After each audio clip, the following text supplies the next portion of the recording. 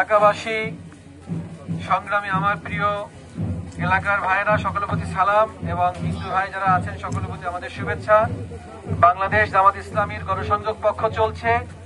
গণসংযোগ পক্ষের আজকের এই মনিগঞ্জ বাজারে আমাদের যে দাওয়াতি কাজ চলছে, দাওয়াতি কাজে উপস্থিত আছেন বাগেরহাট সদরের কচুয়ার গণমানুষের নেতা আমাদের প্রাণ প্রিয় ভাই শেখ মঞ্জুরুল হক রাহাত। আমাদের উদ্দেশ্যে ভাই সংক্ষিপ্ত কথা বলছেন।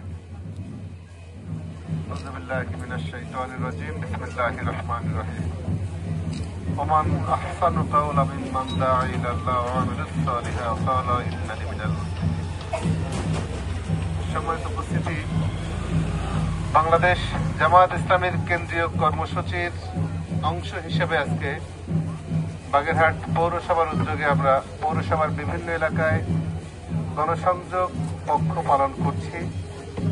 এই পক্ষের আমাদের প্রধান এবং মূল কাজই হচ্ছে ধর্ম বর্ণ সমস্ত বাংলাদেশের নাগরিকের কাছে জামাত ইসলামের আহ্বান এবং জামাত ইসলামের চাওয়াটাকে পৌঁছে দেওয়া।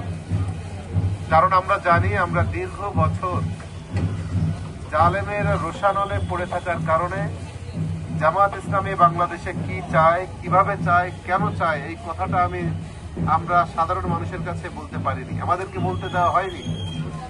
যেহেতু নতুন একটি বিপ্লব আমরা পেয়েছি, স্বাধীন রাষ্ট্র পেয়েছি, বিপ্লব পাওয়ার পরে আমরা অবশ্যই বাংলাদেশের মানুষেরকে এটা বলতে চাই, জামাত ইসলামী বাংলাদেশে একটি ইসলামী রাষ্ট্র গঠন করতে চায়, যেমন রাষ্ট্র গঠন করেছিলেন আল্লাহর নবী সাল্লাল্লাহু আলাইহি ওয়াসাল্লাম, যে রাষ্ট্রে প্রতিটা নাগরিক নিরাপত্তা সহকারে থাকবে, হোক সে মুসলিম, হিন্দু, বৌদ্ধ, খ্রিস্টান, যে কোনো ধর্মের মানুষ, সে তার ধর্মীয় স্বাধীনতা নিয়ে তার রাষ্ট্রে বসবাস করবে, সব অধিকার তার থাকবে নাগরিক হিসেবে। আমরা সেই কথাটাই বাংলাদেশের মানুষের কাছে পৌঁছে দিতে চাই।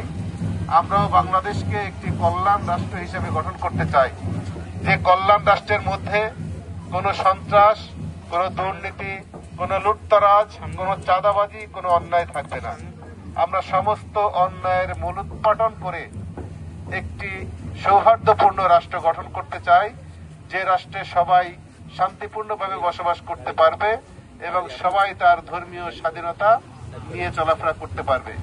সেজন্যই আমরা প্রতিটি মানুষের কাছে আমাদের এই আহ্বানটা পৌঁছে দেওয়ার চেষ্টা করছি। আপনারা যারা আমাদের কথা শুনছেন, আপনারাও যে যার জায়গা থেকে, এই পক্ষের মধ্যেই বাংলাদেশে এমন কোনো মানুষ থাকবে না যে মানুষের কাছে জামাত ইসলামের এই আহ্বানটা না পৌঁছায়। আমরা সবার কাছে পৌঁছে দেব।